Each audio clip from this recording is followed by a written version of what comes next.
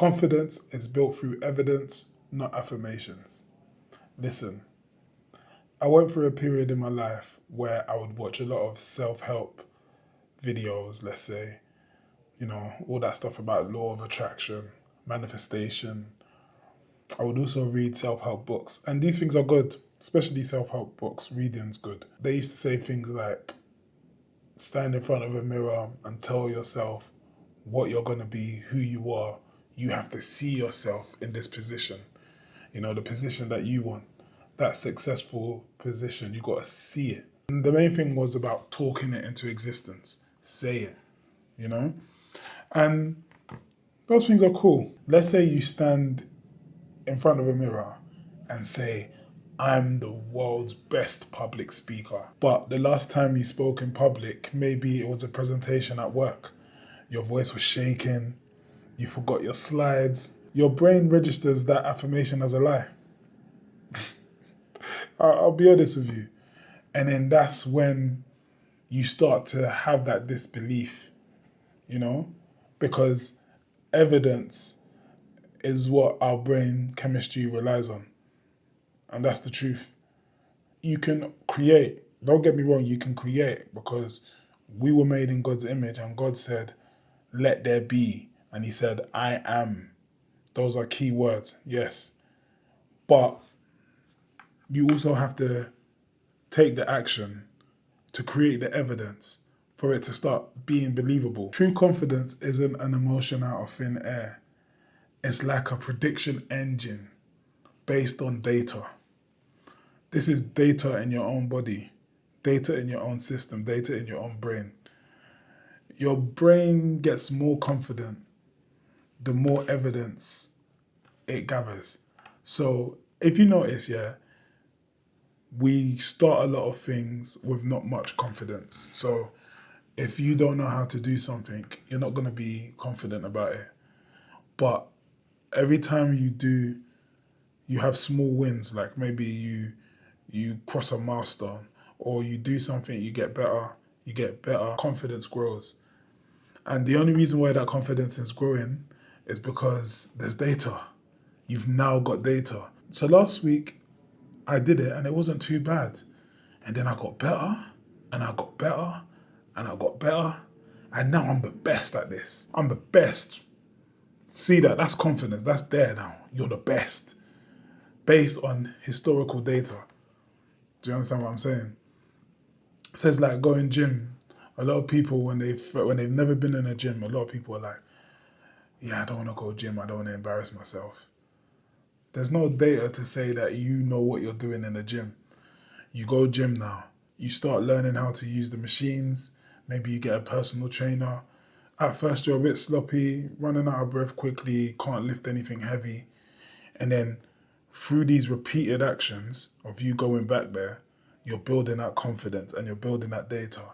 And then before you know it, you're looking like an expert in the gym, You're running for longer, you're lifting heavier weights, you don't need no one to tell you what to do with the machine, you're seeing results in your body. And then now, there's confidence. Do you know? It's all about the data. Most things in life is based on data, I tell you. Insights and data. Remember, we have a nervous system and we have a brain. And the job of your brain is to predict outcomes to keep you safe. Yeah, that is the job of our brain. That's how we learn what not to do and what to do. Even though we sometimes disobey that and we go against it and end up in situations, that's normal human behavior. But we still have that whole fear and flight thing naturally in us. And sometimes it's actually to protect us. This is just part of God's biology that makes us who we are. So we need that data to overcome, to gain confidence, And believe it or not, like our brain looks backwards before it looks forward. In all type of situations, it looks backwards before it looks forward. So that's why there's such things as trauma. Maybe you've experienced something. So like, if let's say you go somewhere, you have a bad experience, your brain will tell you not to go there again. Do you know what I mean? Depending on who you are, though, some people take risks, and that's just the way it is. But a lot of the times, your brain will tell you, "Ah, maybe I shouldn't go there." And that's based on data, innit? History. That's another way our brain considers history before it looks forward. You know, when you hear people say, "Oh, you gotta fail to succeed," or "I failed a million times before I succeeded." You know why that is a good thing? The reason why that's a good thing is because if you've done something and you failed before, you get used to that feeling that comes from failing. Then it becomes nothing. Then you stop caring. I think, I'll be real, in my life here, there's a lot of things I have done. This is part of the reason why I built the Waymark house. I've faced so many setbacks. I've had to rebuild so many times. Now I don't care. I know people that are afraid to go on camera. They're frightened by it. Yeah. I used to be that way. Like, I used to think, what am I doing? I'm speaking to my camera. If someone walks past now, they will think I'm crazy. I'm facing the outside of this office right now. Someone could walk past and think, this guy's just talking to himself in front of a camera. I mean, it's getting quite normal now. But what my point is that now I really don't care. When it comes to failing, like, I've failed many times. I really don't care anymore. Like, what is there to really lose? I know this feeling. My brain has registered this. So the probability of success is more likely because I'm taking action. I'm still going. I'm going. And now there's nothing stopping me. Nothing in my brain's going to stop me. Because my brain identifies with this process. My brain knows what it feels like to start something. Yeah. And there's a possibility it may not work. But you know what? I'm doing it anyway because it's not as devastating as I once thought it would be. A lot of people think, oh, if I fail, what's going to happen? How will people look at me? What am I going to do next? That's how it starts. But then once you fail once, you fail twice, you fail 3 times, it's like, oh, whatever. You know what I mean? Even if you're seen as a failure, you know you're working behind the scenes, you know, and in front of people, you know, trust me, people will look at you if you get up. Every time you fall, you get up, you fall, you get up. People will start being like, you know what? That guy, boy, he's strong, or that that guy's strong, like that guy. They'll rate you secretly. Every time you're failing and getting back up, it means you're trying different things. Something's got to stick. Do you know what I mean? The main thing though is that your brain gets used to that. And as long as your brain gets used to that, it won't affect you no more, which means you will become more and more productive. Another thing is, you see this thing called anxiety, yeah? Anxiety thrives on the unknown, which means anxiety is a feeling or could sometimes be a mental health challenge. We all have anxiety to a certain degree. And again, that comes back to our brain chemistry, fail or flight.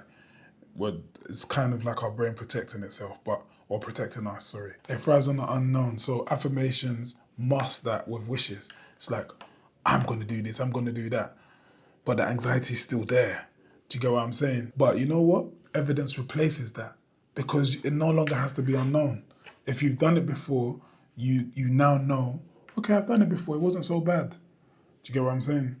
So I say all that to say, like, the biggest misconception, and it's more than a misconception, it's even a trap, is that people feel that they need confidence before they take an action. It's actually the other way around. You need to take the action to gain the confidence. Create that evidence, create that data. And yeah, what that looks like is you get something done. It may be messy, it may not be perfect, yeah? But did the worst case scenario happen? Did the worst case scenario happen? And if it did you die? If the worst case scenario happened, did you die?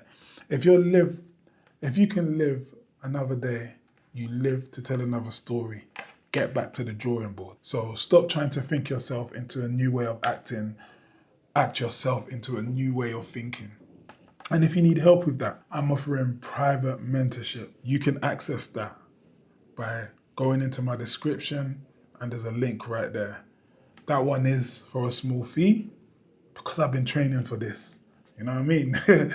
And I've developed expertise. And not just that, I've got the experience. I've been through, these kind of challenges, trying to find clarity, direction, and I've come out on top. I believe I found purpose.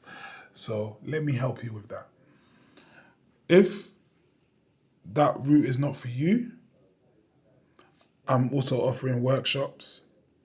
The workshop is free, and that's will be with a group of other men. Could be going through the same thing you're going through, but the main focus is we're all looking for clarity, direction, and purpose.